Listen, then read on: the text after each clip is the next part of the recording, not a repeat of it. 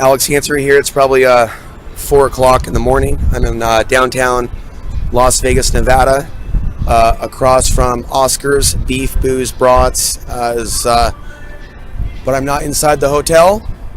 Across from the plaza where they filmed the Back to the Future 2, Biff's Hotel. Looking for a hotel that is open. Out, basically, just got here.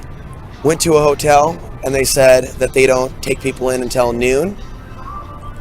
So that's not a good situation. There's a lot of backstory to the trip to Diego. Most of Las Vegas seems to be sleeping. They got music playing outside, but when you're a traveler, and you're tired and it's late at night, there's just a lot of things that are not available.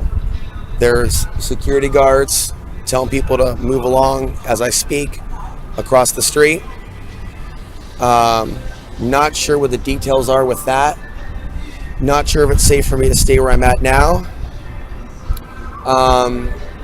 Hotels are going to run about 88 for 2 days.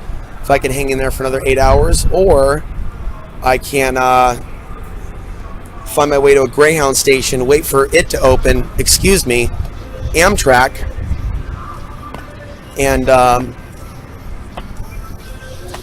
the thing is, when you ask people questions about directions or anything like that, a lot of people don't have answers, even when they're in their own hometown. I'm asking the lady at the hotel for information about the next hotel, and she doesn't know anything about it, nor the discount hotels or anything like that.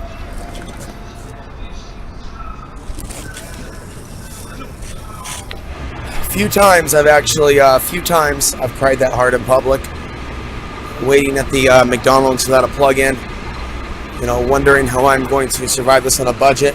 Everywhere around me is demonic themes, including a number of demonically possessed individuals. There is no compassion for a lost young man.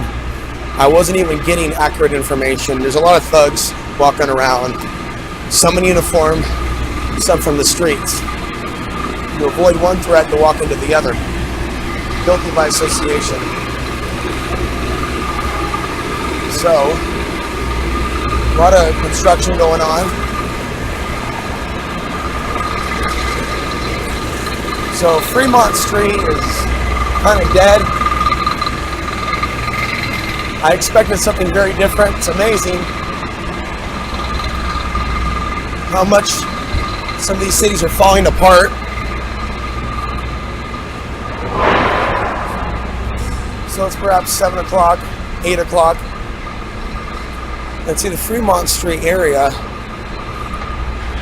half the people on it right now are homeless, pushing around shopping carts down Fremont Street, literally. And so that's just totally normal. I'm always catching the attention of particular officers that'll look right at me and wonder who I am, what I'm doing, walking back and forth, carrying my bag. Now a schizophrenic is walking towards me.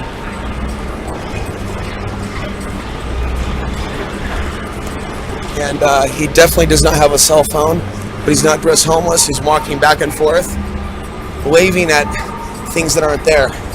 So he's the first. I've noticed this. The crazy factor is a little bit even more crazier in San Diego. Definitely an archonic demonic vibe, but you either go with what you can, or you're risking the streets. Risking the streets, which I already am, but I'm not in San Diego. In noon, in 5 hours, I can check in, but not until then. Not until that time. Turning around again because I walked by Starbucks. I'm gonna go see if the Starbucks has a plug outside. Security has a policy, you know, a plug there, they'll go after someone if they plug in. I don't know what's happening to America, how bad it's going to get specifically. This is